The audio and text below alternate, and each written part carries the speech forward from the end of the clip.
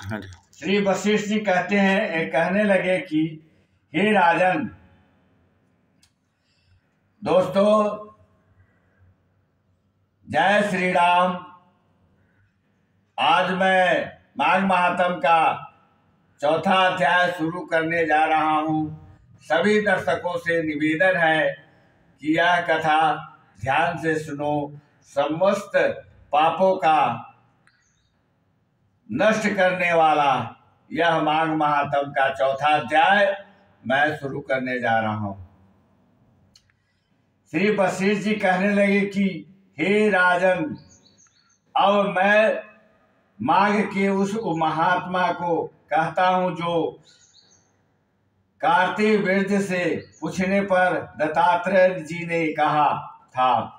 जिस समय साक्षात विष्णु के रूप श्री दत्तात्रेय जी सत्य पर्वत पर रहते थे, तब महिषमती के राजा सहस्त्र अर्जुन उनसे पूछा कि हे जोगियों में श्रेष्ठ दत्तात्रेय जी ने मैंने सब धर्म सुने, अब आप कृपया करके मुझे माघ मास का महात्म कहिए। तब दत्तात्रेय जी बोले, जो नारद जी से ब्रह्मा जी ने कहा था वही माघ मास महात्म में तुमसे कहता हूं। इस कर्म भूमि भारत में जन्म लेकर जिसने माघ स्नान नहीं किया उसका जन्म निष्फल गया। भगवान की प्रसन्नता, पापों के नाश और स्वर्ग की प्राप्ति के लिए माघ स्नान अवश्य करना चाहिए। यदि यह पुष्ट शुद्ध शरीर माघ स्नान के बिना ही रह जाए तो इसकी रक्षा करने से क्या लाभ। जल में बुलबुले के समान, मक्खी जैसे तुच्छ जंतु के समान यह शरीर माघ स्नान के बिना मरण समान है। विष्णु भगवान की पूजा न करने वाला ब्राह्मण बिना दक्षिणा के श्राद्ध, ब्राह्मण रहित क्षेत्र, आचार सहित कुल, ये सब नाश के बराबर है। गर्भ से धन का, क्रोध से तप का, गुरुजनों की सेवा न करने से, स्त्री तथा ब्रह्मचारी बिना जल अग्नि के हवन और बिना साक्षी के मुक्त का नाश हो जाता है।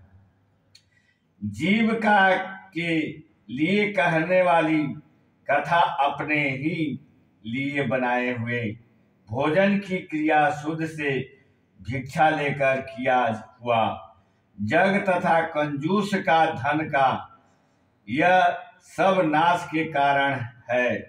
बिना अभ्यास और आलस्य वाली विद्या, सत्यवाणी, विरोध करने वाला राजा, जीविका के लिए तीर्थ यात्रा, जीविका के लिए व्रत, संदेह युक्त मंत्र का जप, तक व्यग्र चित होकर जप करना, वेद न जानने वाले को दान देना, संसार में नास्तिक मत ग्रहण करना, श्रद्धा बिना धार्मिक क्रिया, यह सब व्यर्थ है।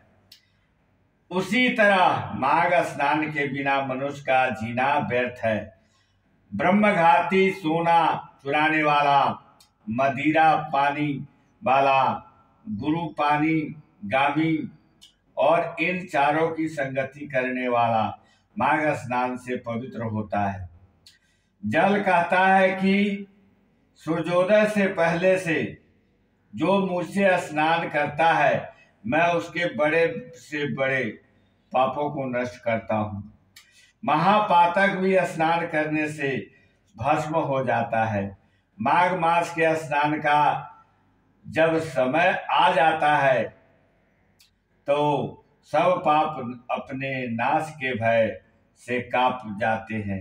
जैसे मेघों से युक्त होकर चंद्रमा प्रकाश करता है, वैसे ही श्रेष्ठ मनुष्य माघ में स्नान करके प्रकाशमान होते हैं। काया वाचा मनसा, ये किए हुए छोटे या बड़े, नए पुराने सभी पाप स्नान से नष्ट हो जाते हैं। आलस्य में बिना जाने जो पाप किए हो वह भी नाश को प्राप्त होते हैं। जिस तरह जन्म जन्मांतर के अभ्यास से आध्यात्मिक ज्ञान की प्राप्ति होती है, उसी तरह जन्मांत अभ्यास से ही माघ स्नान में मनुष्य की रुचि होती है। यह अपवित्र को पवित्र करने वाला बड़ा तप और संसार